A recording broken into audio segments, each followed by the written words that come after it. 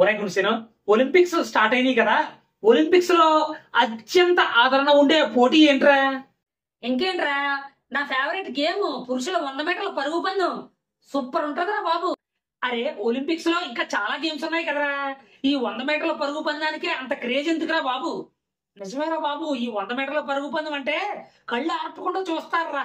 అరే, ఒక రకంగా చెప్పాలంటే హుస్సేన్ బోల్ట్ వల్లరా ఈ పోటీకి అంత క్రేజ్ వచ్చింది. ఒక్కసారి కాదు, 2 సార్లు కాదురా బాబు, ఏకంగా వరుసగా 3 సార్లు 3 స్వర్ణాలని గెలిచాడురా ఈ జమైకన్ చిరుత.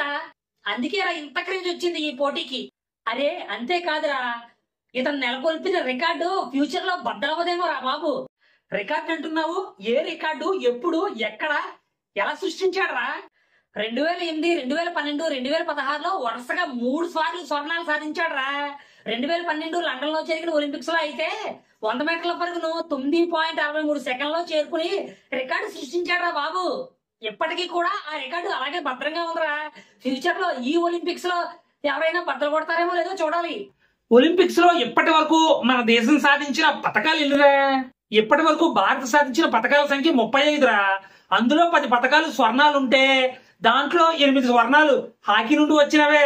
ఆ తరువాత అభినవ్ బింద్రా షూటింగ్ లోను, నీరజ్ చోప్రా జావెలిన్ త్రో విభాగంలోనూ స్వర్ణాలు సాధించారు. అది విషయం.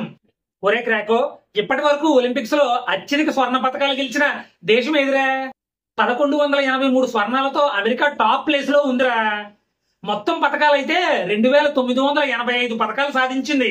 నాకు తెలిసి ఈ రికార్డును ఏ దేశమైనా బద్దలు కొట్టొచ్చేమో కానీ ఒకే ఒలింపిక్స్ లో 239 పథకాలు సాధించిన అమెరికా రికార్డును మాత్రం మరే దేశం కూడా టచ్ చేయలేదేమో అనిపిస్తుందిరా.